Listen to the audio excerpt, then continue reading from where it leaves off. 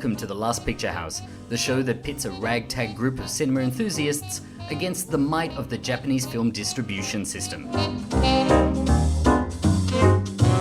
I'm your host, Marcus Lovett, and I'm joined by panelists Di Lynch, Ian Norton, and Maria Suzuki. Welcome, guys.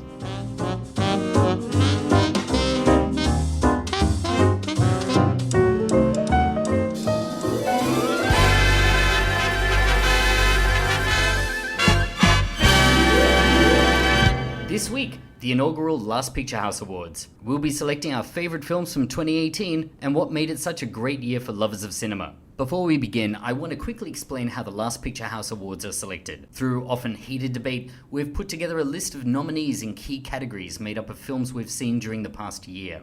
Some we saw on the big screen, while others are movies we saw on TV or on our devices. All the films we think deserve your attention. Without further ado, let's move on to the first category. Maria?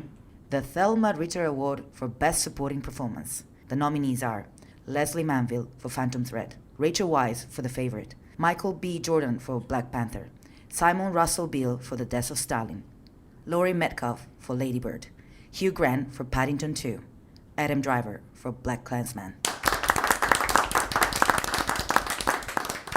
Okay, Maria, who was your pick on this list? Well, it's really difficult because the female roles are really, really interesting this year.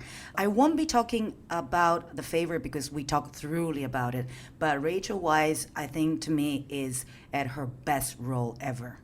So I will skip that, and I will talk about Leslie Manville, who plays Cyril, the Daniel Day-Lewis last role dressmaker, Reynolds Woodcock. Yeah, so she plays Cyril, his sister, who's also his assistant manager. She also manages his private life. She witnesses a growing attachment to certain models, but also have to take care of them when he doesn't want them anymore. So she plays this very subtle, but also very kind of matriarchal kind of role, and she is really the secret villain of the movie. I enjoyed her role very, very much.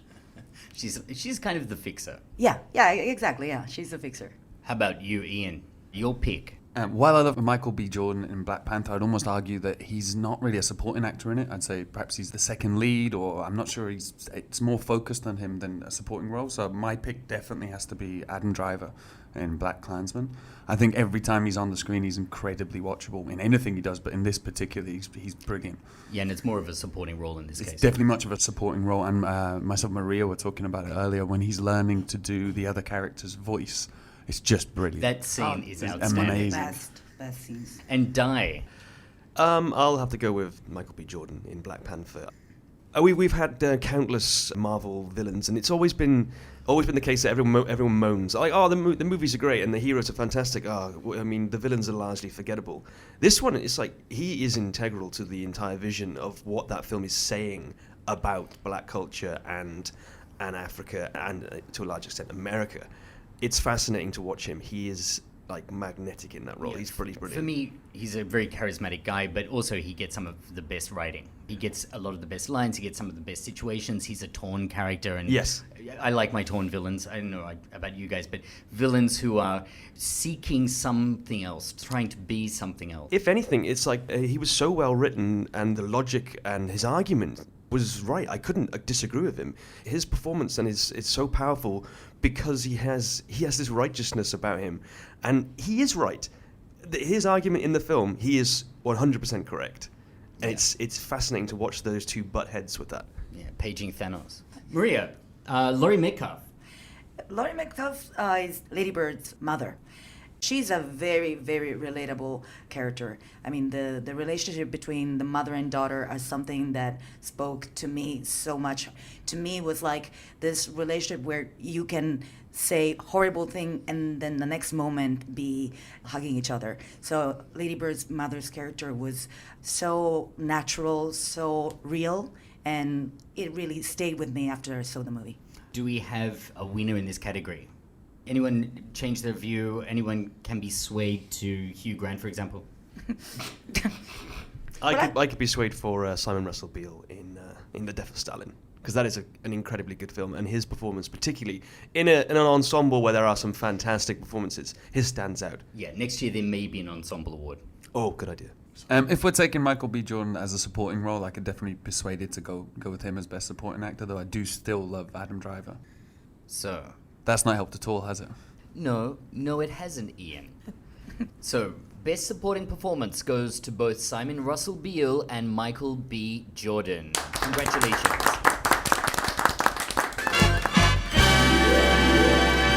What's next, Maria? The Doc Brown Award for Technical Achievement. The nominees are Roma, Paddington 2, Dolby Atmos, and Ridley Scott for replacing Kevin Spacey with Christopher Plummer in All the Money in the World. Roma has to take some kind of award for its production design. The idea of building or rebuilding from Cuarón's memories of the district in Mexico City, rebuilding that whole district. Some of those tracking shots which show characters walking down the street, the camera follows them and we see them passing restaurants. The restaurants are populated, there are people just going about their lives. For me, that was an incredibly impressive feat. Yeah, because Cuarón's camera work is like 360 degrees, so it's covering everything. You almost feel like you drop down in his world and you're just watching things as they are. For me, Roma, for production design, how about for some of you guys? And for me, the technical award, I think, you called it right, that has to go to the Dolby Atmos, because the sound in Bohemian Rhapsody is spectacular. I'm lazy, half-assed sound engineer, but just the way that sounded, it was... You're the lazy half-hour sound engineer who's responsible for this podcast this evening, so. Which is why it sounds so bad. But this year was the year of Dolby Atmos for me. Between the films we have listed there, Roma, Bohemian Rhapsody, The Last Jedi, all of them use sound in a completely surround way. I talked about this on the Roma podcast, that in the next room you hear voices and you're watching these two characters having a conversation while also being aware that there's something else going on nearby, and there's a real sense that you're in a real world. Atmos lends itself to not just big special effects films like The Last Jedi, but also it can help build that world, such as in Roma. I mean, I'm really excited to see Roma. Maria shouted at me earlier because I did say I was going to watch Roma on Netflix on my phone, and Maria went crazy at me. No, you really shouldn't do that. She says, yeah, and after I listened to the podcast where you talked about it, yeah, I actually stopped myself watching it on my phone at work because I want to save it so I can get to the biggest screen I can and the best sound system I can to hear it. So I believe Roma's coming out next year. It will Japan. be in Japanese cinemas next year. And in Alfonso Cuarón's case, he started using Dolby Atmos at its beginning with Gravity. So he was totally in love with the system, and he waited for it to grow up and use it as, I think, at its fullest, at its best. And Ridley Scott with the Christopher Plummer, Kevin Spacey saga. Yeah, for me, this was a really impressive feat, simply because what you have here is no time to make these changes. It's an incredibly risky proposition to have a film of Ridley Scott's sort of budget and clout, and then to have a massive change. Was it 3-4 weeks? Was it 2? It was not long. Basically, it was an impossible time frame. Now, even that from a technical standpoint is incredible, and it's risky and it's amazing, but I think Christopher Plummer should have an award recognition for the work he's done, because this is an actor that came in, was like, he was sat at home resting like the day before, and then all of a sudden he has to come in and take on a role which is meant to be iconic in the film. I mean, this is the leading part in that film. Absolutely, and when asked about it, Ridley Scott said, well, I'm a professional. I've worked in advertising. This isn't so tough. Yeah, kind of classic Ridley Scott response. He's definitely classic in terms of where he just responds to that. And it's sort of like, it's very easy to sort of go, well, it's our job, we do these things. But I mean, Christopher Plummer, it's like, that's a really intimidating thing to do for any actor. I mean, even if he'd had all the time in the world to prepare for it. Paddington 2's on there because of the incredible combination of practical effects and VFX. You have objects that are real, that are exploding, or actors moving through a scene and interacting with objects which are then interacting with VFX characters. So that combination, it reminded me a little bit, if you've ever seen the behind the scenes videos of like E.T. or whatever, where there's a puppet and the puppet is moving around the room at Halloween and there are things flying off the table. It's that interaction between the reality on stage and the effects work. I thought that was outstanding in Paddington 2. And the winner is Atmos? For me as well. Atmos, but with maybe just a slight shout out to Ridley Scott. Yeah, Atmos for me too.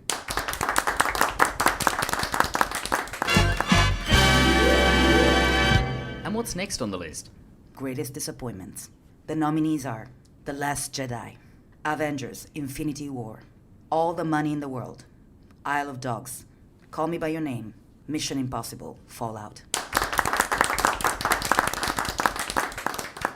For me, there were two films this year where I found myself just outside the film. I couldn't really get into the film. I was watching actors. They were Mission Impossible: Fallout and All the Money in the World.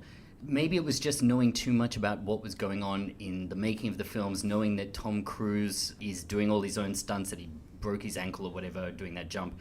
With All the Money in the World, knowing that Christopher Plummer replaced Kevin Spacey. But something about those two films, I just couldn't get past the artifice, get past the wall. And I was watching actors be actors. How about you guys? Ian? I just want to speak to Mission Impossible. Now, I'm no Tom Cruise fan, but I really enjoyed it. I enjoyed it much more than I thought I would. It is just Tom Cruise doing stunts. There's no need for a story, there's no need for character development, but I thought that was good enough. So the Halo sequence at the start of the film is breathtaking, like literally breathtaking. It's something that professional skydivers work up to throughout their career, and Tom Cruise learned how to do it in 2 weeks. So I think that the physicality of the stunts brought such a weight to the film that in this modern age of CGI we kind of don't normally see. Now, while it's not the best film of the year by any stretch of the imagination, but I did really enjoy it. Other disappointments, Di? I don't think The Last Jedi should be anywhere near this list. And I'm disappointed that people are disappointed with that film. I think people on the internet have gotten themselves in a bit of a state over The Last Jedi, for no real good reason. And let's not forget that Empire Strikes Back was not the best reviewed film when it came out as well. But that stood the test of time. Let's sort of keep it succinct. It's a good film. It's not disappointing. It does things that are unexpected. Whether you like those things or not isn't really got anything to do with the quality of the film. There are some fantastic performances. It looks great. It sounds great. It's a good movie. Maria? Well, one of my biggest disappointment was Call Me by Your Name. First, because I really appreciated the first international film of Luca Guadagnino, which was I Am Love. It introduced the collaboration with Tilda Swinton, and it was really depicting kind of in the general imagery a cold city like Milano in a very warm kind of way. I really love the images. But then there was a little bit of disappointment later on with Big Splash, which had great performances, but as a film... Great acting, yeah. Great acting, but the story didn't really hold for me. And this one, I had high expectation. But to me, the real passion that I could feel was the passion of the director for the house that he personally chose and personally furnished and hired some theater people to make all the interior design. And that was one thing that really was evident from the screen, but not enough of the characters' depth or how credible this love story could be. And some of the things were too pretentious. There's one scene where the mother is reading a book to the family, but it's in German. So she's reading it in German and translating it in Italian. It's like, why can't you just buy the translation? There was so many moments that really took me out of the movie. So it was my biggest disappointment of this year. And Maria, I know you saw Isle of Dogs as well. Was that as disappointing for you as it was for me? Oh yes, right. I was almost forgetting it. That was one huge disappointment for me because I'm a big Wes Anderson fan. Even though I like more his movies than the stop motion thing, but I still enjoyed Fantastic Mr. Fox, or was that the title? Yeah. This one was like, there was so much talk about cultural misrepresentation and misappropriation. So I was prepared, but the disappointment didn't come from that. It came from a very weak plot. And from what I read in the American audience, I think the dogs were speaking English and the humans were speaking Japanese. And I think no subtitles were provided. I didn't enjoy it understanding Japanese. I can only imagine how unsufferable it must have been for an international audience. Yeah, for me it was really an aesthetic in search of a plot. I mean, it was the lack of plot that was a problem for me. Yes, definitely. And so that only leaves the Avengers Infinity War. I think there's a little bit of a disagreement across the table on this one. For me, Avengers Infinity War was one of the big disappointments of the year. I'd seen a lot of the Marvel films. I haven't seen all of them, it's true. but I was expecting to be taken into the plot, care about what happened to the characters. I found myself at the very end of the film being kind of glad it was over. I've never read the comic books. I will admit I've watched all of the movies, but I'm not the biggest geek.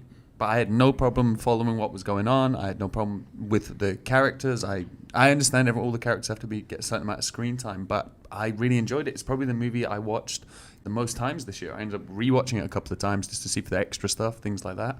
I also think that the choice at the end of the film, which I know now comes from the comic books, to do the snap and to kill off half of the characters, that's really brave.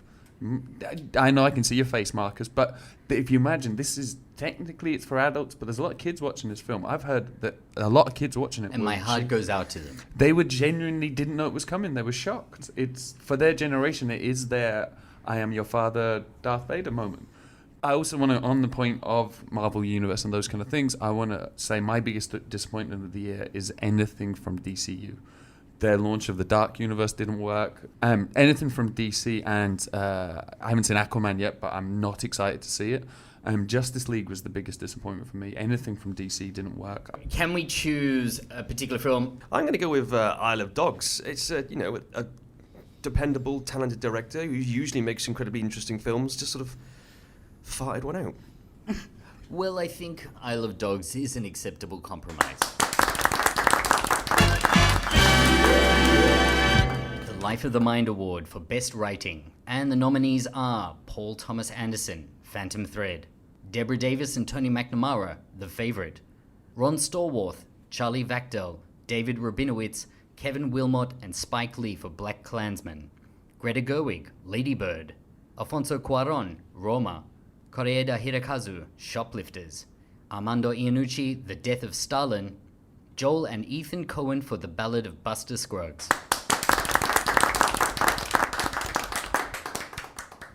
So at the beginning of the year, we had Paul Thomas Anderson's script for Phantom Thread. Very, very good. The Favourite, just recently, one of the best scripts of the year for me. Yes, it was full of witty lines and never losing its grip on the cynical side. I loved it. And actually, the script was around so much earlier. I think it was around from 1998.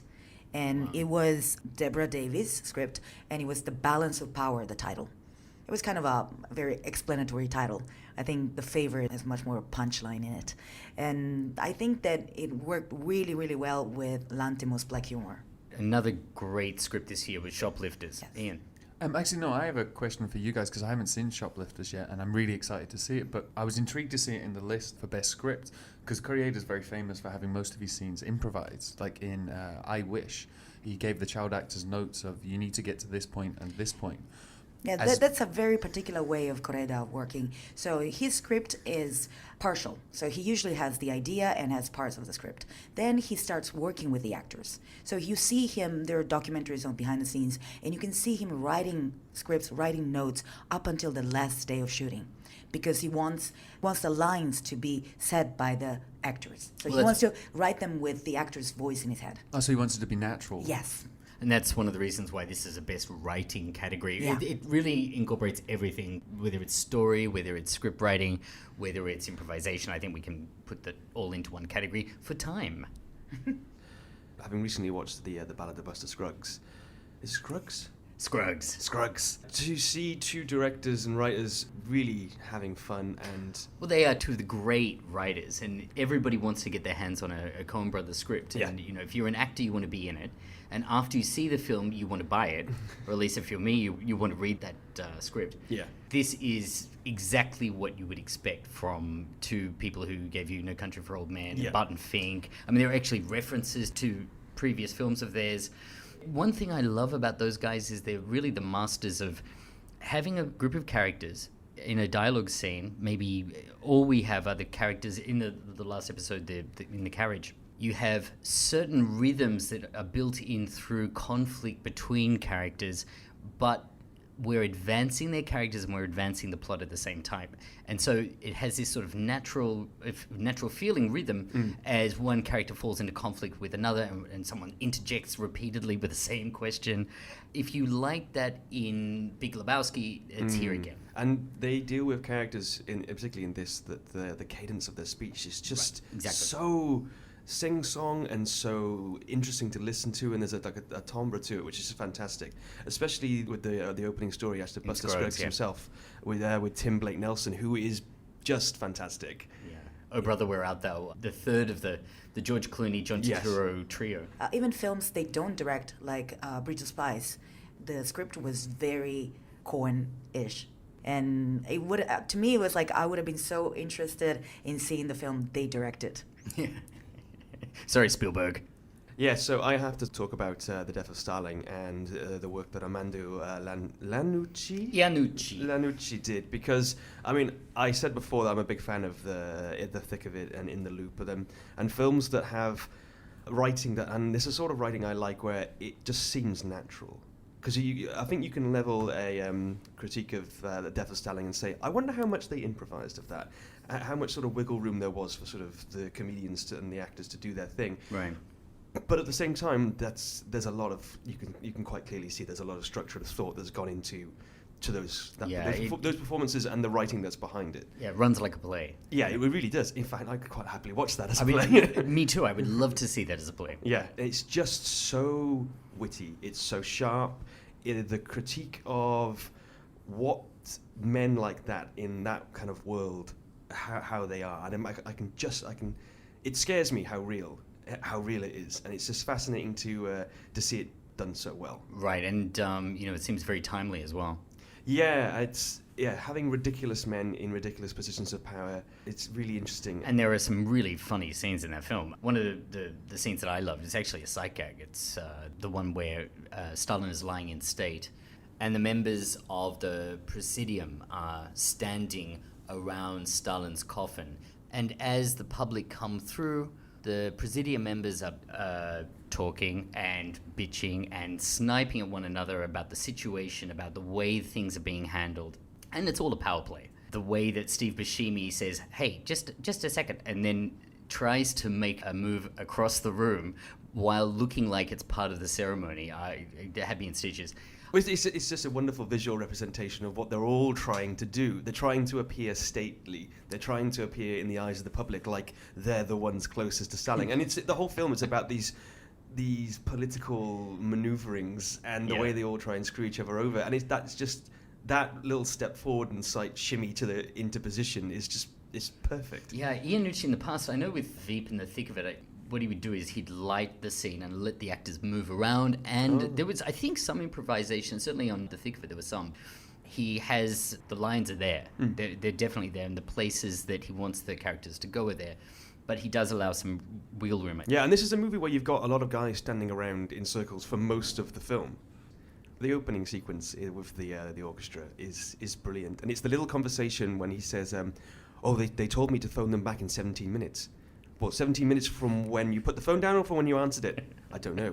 Well, how many minutes have you been talking about it now? And it's this sort of paranoia. Well, I didn't talk to him. Yeah, I didn't talk to him. You spoke to him. It's sort of the shifting of the blame immediately, because they know at any moment someone could just take them out and shoot them because they were disorderly or against the communist But when party. that scene takes place, it's not that clear that that's the result of making such a small slight, making such a small mistake. No, but it's establishing that this is the world that they're living in, and we've all heard stories, and we can all imagine that that's what living under a regime like that would be like. But it's played so perfectly, and it shouldn't be funny, but it is. And it's a great ensemble. Really is. There's some fantastic actors there. Yeah, I mean, I'm a big Armando Iannucci fan from way back when he did The Day to Day, and of course The Thick of It and things like that. But in this film, I think he's just. The script is so good. It's so quotable. There's so many lines you want to like say back to each other. Like in the break just then, we were reading out quotes from the movie. It's a movie that also doesn't. It's such dark material, and it doesn't pull any punches. It's very dark. And the fact that you can still laugh and not feel any guilt, and it's just hilarious. It's genuinely funny. Okay, we have to decide a winner, guys. For me, it's got to be Armando Iannucci, not just for The Death of Stalin, and I know that's what we're supposed to choose because it's just based on the Lifetime Achievement Award. But the Lifetime Achievement for the body of work, basically for Malcolm Tucker. I agree. I think it's a great script. How about you, Maria? Well, I love Iannucci's Veep, and I really love the season where they were still him and his stuff and not the American writers. So Iannucci is definitely top writer to me. He had to leave Veep because he said politics got weirder than the satire. Yeah, definitely. Well, we have a winner.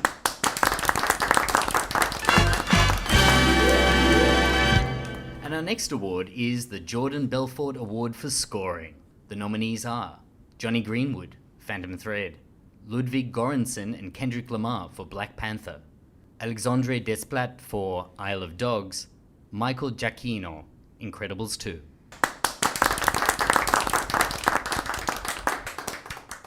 Maria, I thought there were some great scores this year, but in particular, I loved Johnny Greenwood's score for Phantom Thread. I mean, for me, that was a character in the film. How about you?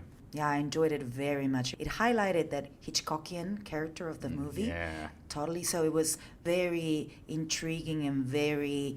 one of the things that I hate about scores is when there's one moment that we probably should feel moved, and then there's the orchestra music. But also, this one doesn't go against the action. It doesn't tell a different story from what is in images. It follows it, but it follows it in a very narrative way. It's a very narrative score. Yeah. I don't want a score to tell me how I should be feeling. I want the score to help me feel what I'm feeling. And I hate Exactly. movies where it tries to push me into a corner. I can decide my own feelings about how I feel about Absolutely. This music, it's the emotional undercurrent of the film, and it runs the whole way through. It's absolutely fantastic. Another score that I thought was really impressive this year was Michael Giacchino's score for Incredibles 2. Now, we didn't really talk about this film because we didn't have a lot of other animation to compare it to. We just didn't see them.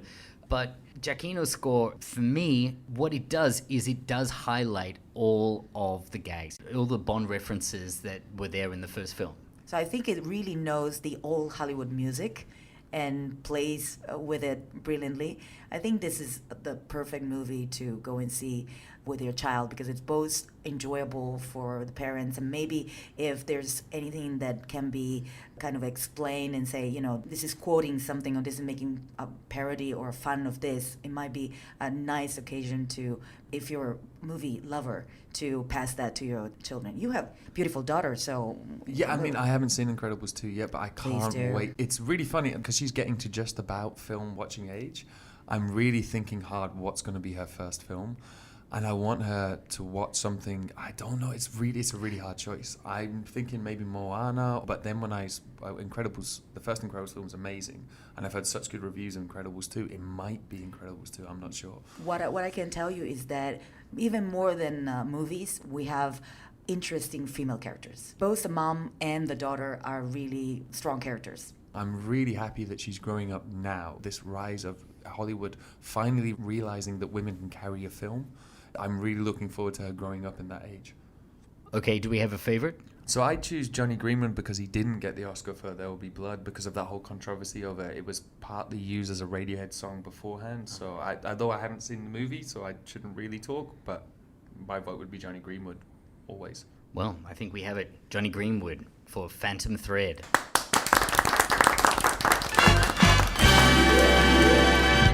Maria, what's our next award? The Benevolent Dictator Award for Best Direction. The nominees are Koreeda Hirokazu, Shoplifter, Alfonso Cuarón, Roma, Spike Lee, BlacKkKlansman, Paul Thomas Anderson, Phantom Thread, Yorgos Lanthimos, The Favorite. Maria, do you have a favorite in this category? It's really tough because there are a lot of directors that I adore, but I want to start from the first nominee, Koreeda. Koreeda's films, I think I've seen all of his films, and his roots are in documentary filmmaking. Also, he's been working as a director for TV drama in Japan. And there are all elements that are very specific in his career, which is always have a sense of humor, always put the entertaining stuff in the human relationship, so making jokes. All of the things are combined and all work so perfectly in Shoplifters. I think this is really the highest point for him. And, unfortunately, he is gone to France to film. Well, I wouldn't say unfortunately. I think it's for I think Japan. It's great. But I think it's great that he's carving out an international career and he's going to be making films in I guess, French or in English? In France or no, I was just saying that because I think that Japan, like contemporary Japan, finally found its voice. Because there are so many stories that are not told in Japan. A lot of the things that we see in cinema are anime turned into films or Godzilla things. No offense to the fans, but Sorry, Dai. but real stories, real human relationship. And also another thing is the sentimentality that we see so often in Japanese TV and Japanese cinema. There's none of that in Koreeda. That's something that I really, really appreciate. Yeah, there's definitely a difference in the sentimentality in his films. I love Koreeda because he's such an auteur. Like, he always puts his actors first. The fact that the scripts are half improvised and then he works on them and he comes back to it. I love his ability to get performances, not just out of actors, but especially out of child actors as well, is spectacular. He's a master in working with children, really. And they're often the protagonist of his films, I Wish or Nobody Knows. And he doesn't give a script to the kids. He just teaches them on the spot, on the set, and he waits until they make their part their own. Can you quickly tell that story about the kid in the teeth? Oh, so in Shoplifters, obviously the order in which the scenes were shot is totally different from the edited movie. So one of the earlier shots was the first shot that we see in the movie, which is the father and the son going around and finding this little girl and wondering if she's hurt or she's okay. And then the director says, cut. And the crew, I saw this in a behind-the-scenes documentary, and the staff starts saying, it fell.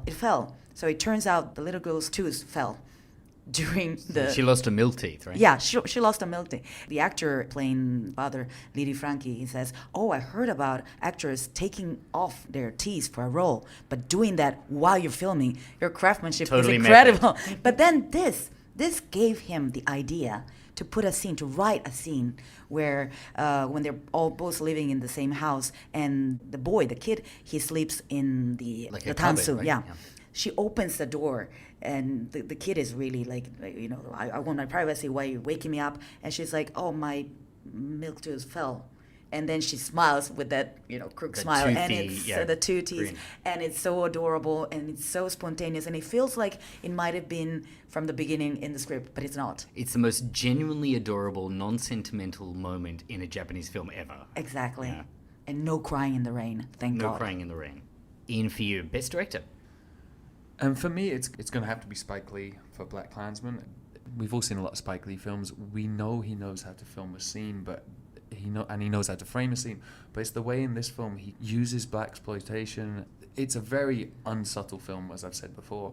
Oh, I think a lot of his films are unsubtle. His ability to be able to take all the ingredients and play with the genres, knowing what the audience wants, knowing what the Hollywood structure should be. And I really, really like his film for that. Yeah, it's the nod to, and at times the kind of pastiche or homage to blaxploitation films. He kind of walks that line between the humor and the political message, and it really could clunk. For me, it just worked. It was great. It's really interesting you say that, because the thing that I found amazing was the suspense worked so well. And the reason the suspense works well, and it was the same with The Inside Man. I don't know if you guys saw that film, but he's a guy who's clearly seen all those New York films, those heist films. He understands all the genre beats, and he can be playful with them because he gets the way it functions. And I loved in the movie the juxtaposition of the two meetings, the Ku Klux Klan meeting with the meeting of the Black Rights speaker, and the fact that he then sort of hints that all extreme points are difficult, and he only lets you think that for a second, but he then takes you to the other extreme and hits you over the head with the fact that yes, this is the Ku Klux Klan. One thing that was a little bit of a disappointment was probably the female characters in this movie. Everything was so great, so on point, but then the activist girls, they were like just pretty girls, but what about their life, what they're thinking?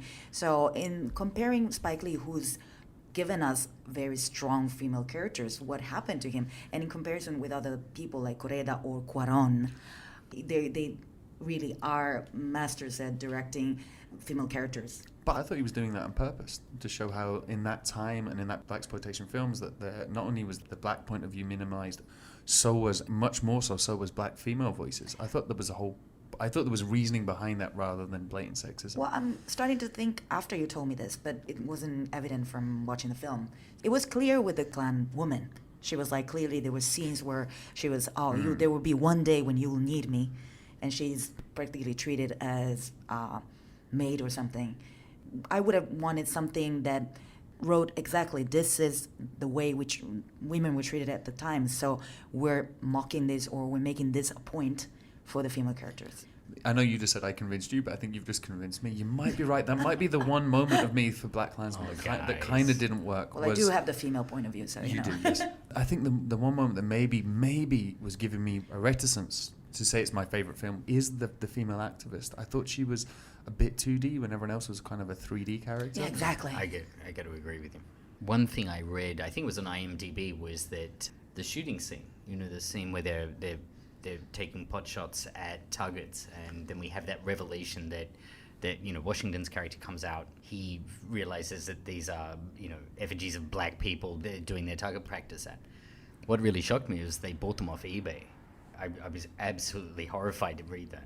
Well, again, I think that's one of the points of the film. When I was watching it, there's a few moments where they kind of paraphrase Trump, like, let's make America great again, the Ku Klux Klan leader says. I would say more than paraphrase, actually. At points in the film, that sort of made me go, I know exactly what you're trying to say, Spike Lee, and this is great, but is that too much on the nose? But then, when you've got the fact that those weren't historical artifacts, they bought them now, and then the cutting together of the footage at the end of the film, it's really powerful. It's so timely.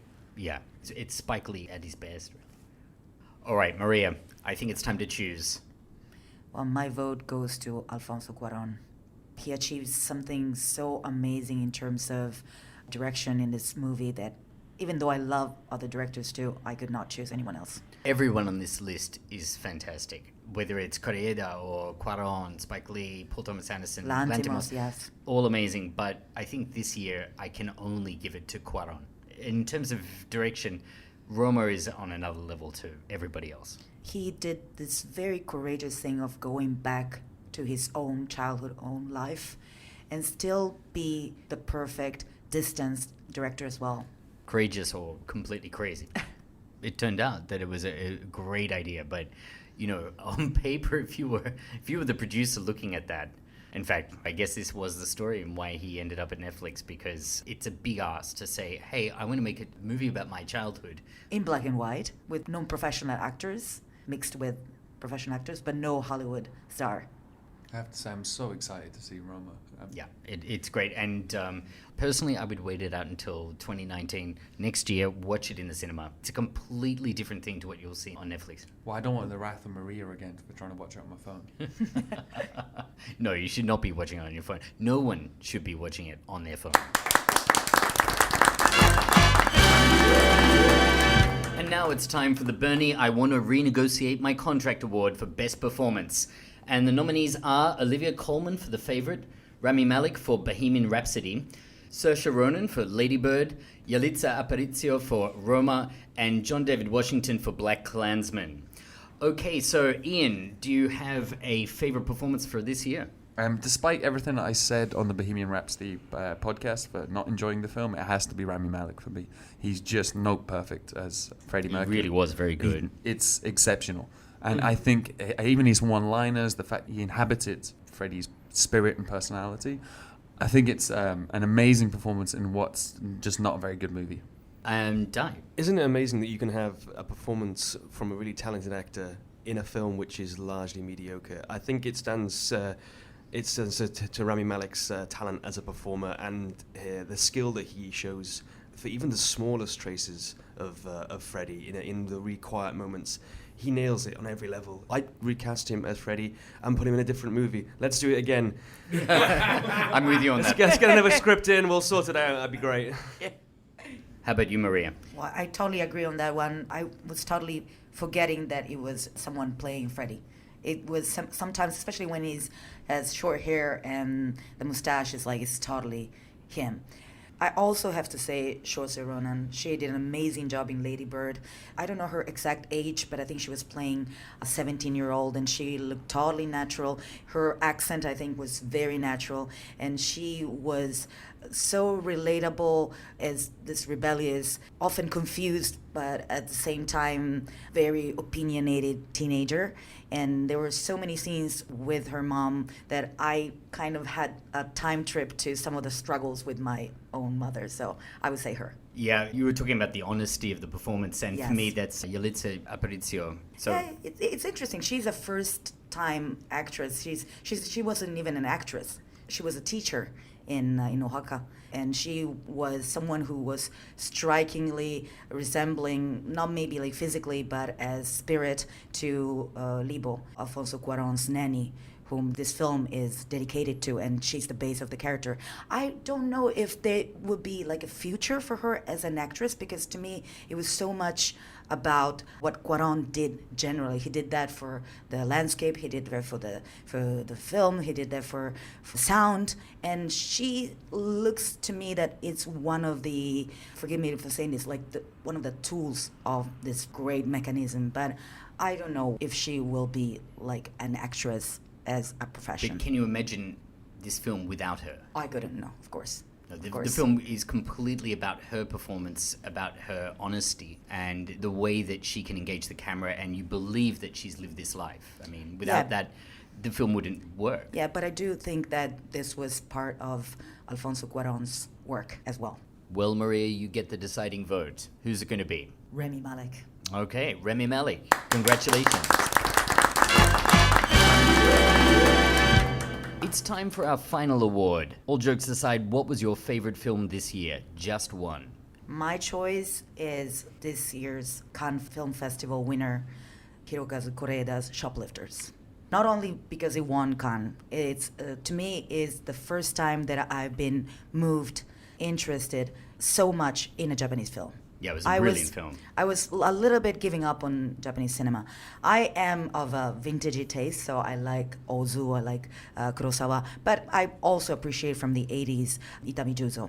So I like the cynical vein, also the social message, and this film, Shoplifters, has it all. Yeah, Because brilliant it- script, brilliant ensemble. brilliant ensemble, and it's tackling a reality of Japan, a reality of Tokyo that the country really doesn't want to see. The poor, the new poors, the broken families. So he dig from what happening in Japan in the news, and put it all together in a very natural way, in a striking plot, in a striking script. It moved me. I went to see it at the cinema, and 2 days after, I had to go and see it again. A powerful, powerful movie for me. Yeah, one of the best films of the year for me Yes. as well. How about you, Dai? I mean, this is always such a difficult thing to think about, and I suppose this film really kind of says more about me than anything else, but I'm going to have to go with Black Panther. A genre I enjoy immensely, a character I think is really fascinating and interesting, and just something that has never been done in that genre and on that scale. It's a lot of firsts in there, and I still think they told a really fascinating and interesting story, one that I don't think they're going to be able to sort of top for a while, so yeah, Black Panther for me. Great. And Ian, how about you? I know you said only one film, Marcus, and I am only going to pick one film, but I do want to do a quick... There are rules, Ian. Yes, I'm going to break them. But I do want to give a quick shout out to July 22, Paul Greengrass's film. I just think Greengrass is just a master of the big and the small, and it's such a sensitive issue, what happened, and it could have been done so badly wrong by sensationalizing the shooter. But they don't. They give the film time, and it takes time in such a good way that it allows the impact of his actions on the victims to shine out. So I thought I really, really enjoyed July 22. But my pick of film of the year would be BlacKkKlansman. It's just so timely. At times when I was watching it, I thought that it was a little bit too on the nose, and halfway through I was like, I don't know if he's overspelling this, but then the last couple of minutes of footage at the end is just spectacular. I think this is Spike Lee at his best, sort of in your face, and it's the best I think he's been in a long time. So it's an unsubtle film for unsubtle times. Well, there you have it, our favourite films of 2018. I hope you enjoyed them as much as we did. Let us know what you think of our choices on Twitter, where we're at Last Pick House, or on Instagram, where we're Last Picture House. And please, review us on iTunes. We'll be back soon with our review of A Star is Born and the films we're looking forward to in 2019. Thanks for listening.